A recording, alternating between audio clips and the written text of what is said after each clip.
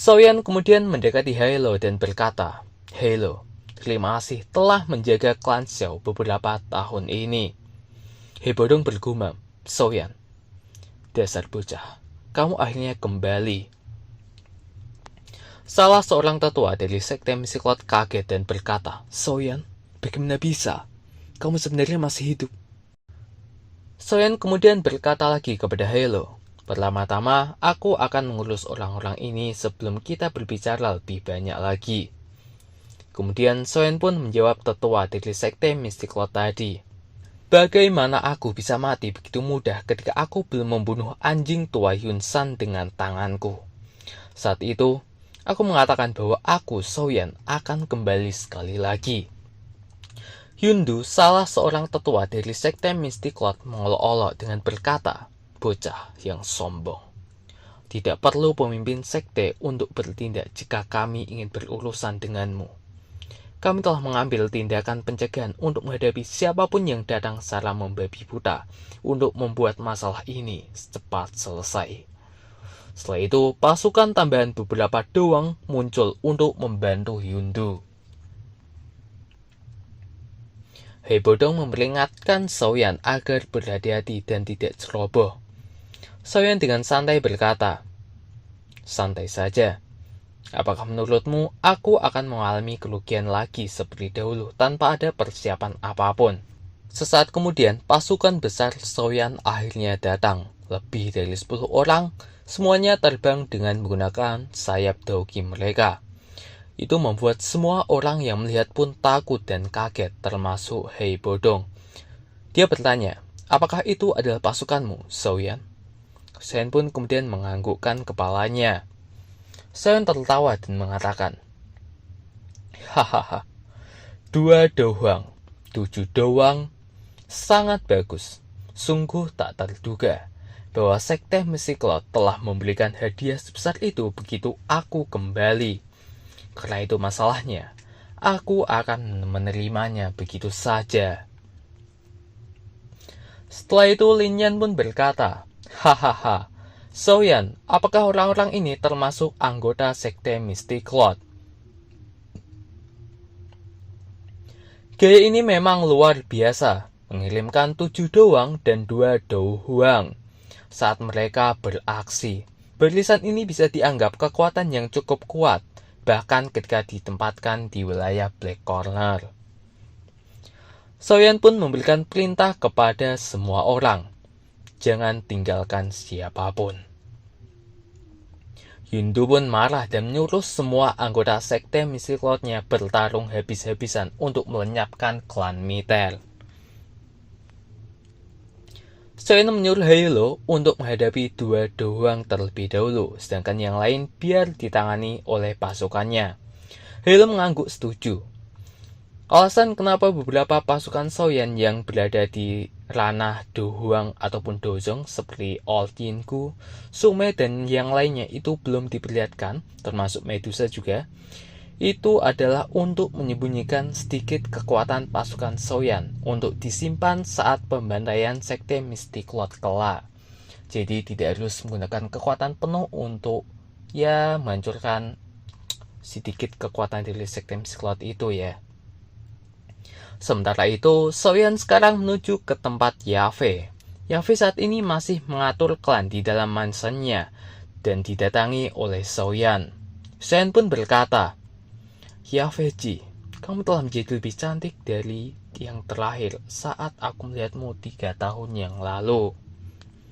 Yave sangat gembira dan kagum, bahkan mau meneteskan air mata karena Soyan sekarang bukan cuma lebih dewasa, tapi juga lebih kuat daripada sebelumnya.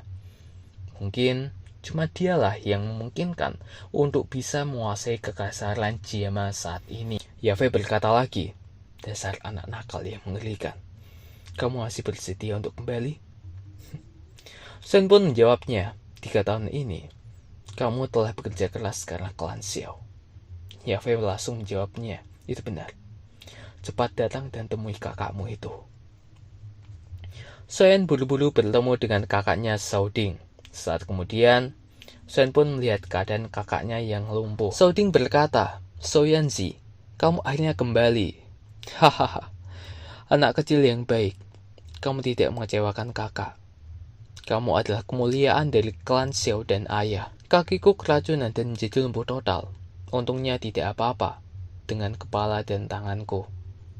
Shen berkata lagi, ini pasti sulit bagimu beberapa tahun terakhir. Shouting menjawabnya, saudara ketiga, aku bukan satu-satunya yang menderita. Jangan bilang padaku bahwa kamu telah menjalani 3 tahun ini dengan menyenangkan dan baik. Shen pun menjawabnya, tidak apa-apa. Namun, kakak tidak perlu menderita lagi di masa depan. Shouting pun menjawabnya dengan tertawa.